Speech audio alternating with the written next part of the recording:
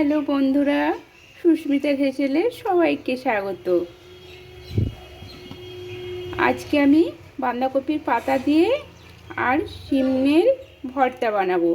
আপনারা তো অনেক রকম ভর্তা খেয়েছেন, আজকে আমি যেভাবে বানাচ্ছি এভাবে একবার খেয়ে দেখুন, দারুণ সুস্বাদু।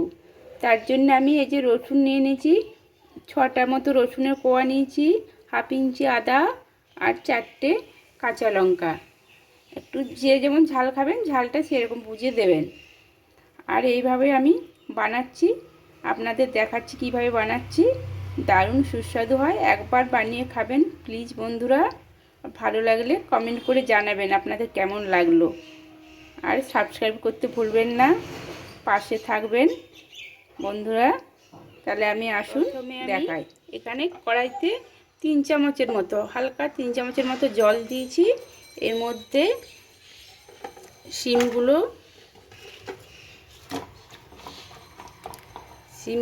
আর এই বাঁধাকপির পাতাগুলো, এগুলো জাস্ট 2 মিনিটের মতো একটুখানি করে নেব, ভাপিয়ে নেব। একদম একদম কাঁচাটা না থেকে 2 মিনিট আমি একটু ভাপিয়ে তারপরে বন্ধ করে দেব, দিয়ে এটাকে পেস্ট করব। এটা খুলে নিলাম। এরপর দেখেছেন আমার এটার জল এগুলো একদম শুকিয়ে গেছে। এরপর আমি এগুলো পেস্ট বানিয়ে নেব। আর আমি এগুলো সিমের 2 সাইডে কেটে পরিষ্কার করে নিয়েছিলাম। আর বাঁধাকপির পাতাগুলো সব আমি ধুয়ে রেখে তারপরে আমি ভাপিয়েছি। এরপর এটা ঠান্ডা করে নিলাম। এরপর কড়াইতে তেল দিয়ে এটাতে সরষের তেল দিয়ে দিলাম, একটু বেশি করে দিয়েছি, কেন এটাতে সরষের তেল দিয়ে বানাতে হবে আর তেল একটু বেশি লাগবে। আর অল্প আমি হাফ চামচ মতো কালো জিরে দিয়ে দিলাম।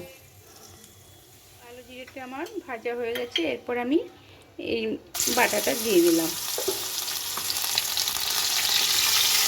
এটাতে আমি এবারে একদম নেড়ে নেড়ে ভালো মতো কষাবো, কষিয়ে একদম ভাজা ভাজা করব। খুব সুন্দর এটা খুশবু ছাড়বে এবং খেতেও সুন্দর হবে। এরপর আমি একটুখানি অল্প হলুদ দিয়ে দিলাম, একদম অল্প করে এটাতে হলুদ দিলাম, স্বাদ মতো লবণ দিয়ে দিলাম।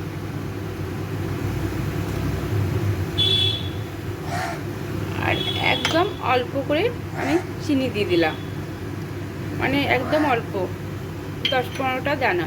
এটাকে ভালোভাবে এরকম নেড়ে নেড়ে এটাকে শুকনো শুকনো একদম বানিয়ে নিতে হবে।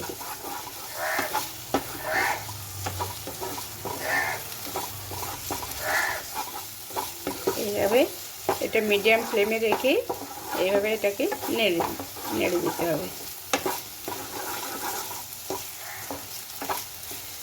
গরম ভাত দারুণ এটা দিয়ে খেতে লাগবে। এটা একদম শুকনো মতো হয়ে গেছে, একদম শুকনো হয়ে গেছে দেখেছেন।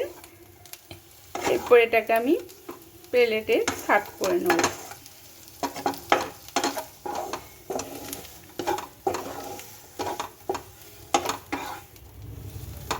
এরকম শুকনো শুকনো মতো এটা করবেন, তাহলে খেতে খুব সুন্দর লাগবে।